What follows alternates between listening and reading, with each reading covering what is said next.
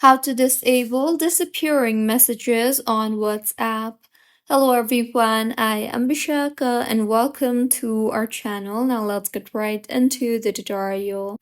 Firstly, go ahead and open WhatsApp on your device and make sure you are signed in, and then tap on the conversation from where you want to disable the disappearing messages.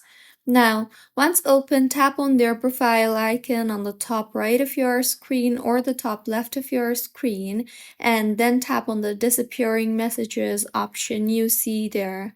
Now make sure the off option is selected, and with this, the message that you will send will no longer be sent as disappearing messages. So this is how you can disable disappearing messages on WhatsApp. If you find this tutorial helpful, please like the video and do comment if you have any queries. Also, do subscribe to our channel for more helpful tutorials like this. See you on the next one.